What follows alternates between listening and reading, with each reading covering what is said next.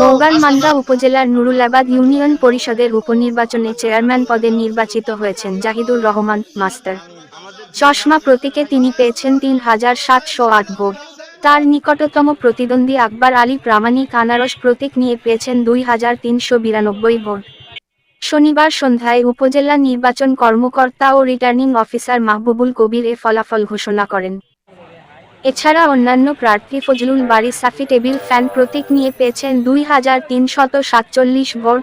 স্বাধীন কৃষ্ণ রায় ঘোড়া প্রতীকে পেয়েছেন ১,৬৮৯ ভোট।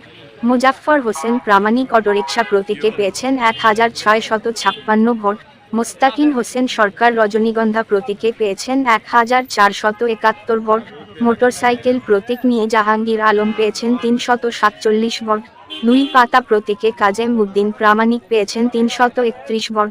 গোলাম মোস্তফা টেলিফোন প্রতীকে পেয়েছেন ৮৭১ ভোট। শনিবার সকাল ৮টা থেকে বিকেল ৪টা পর্যন্ত ইউনিয়ন পরিষদ এলাকার ভোটকেন্দ্রগুলোতে শান্তিপূর্ণভাবে ভোটগ্রহণ অনুষ্ঠিত হয়।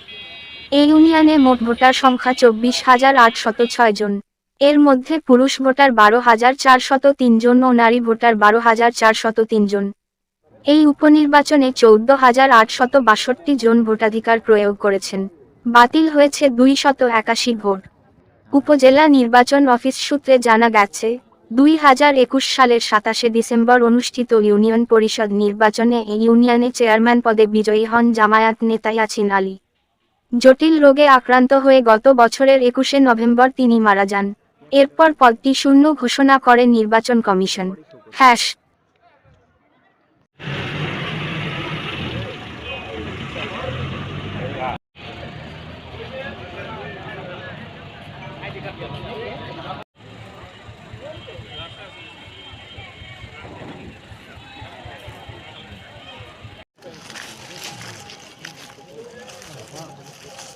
ভালো বাম দিকে গেলে মহা খারাপ। ওখানে দুইটা কেন্দ্র করতে পারি না তো ওখানে আমরা থেকে আসি।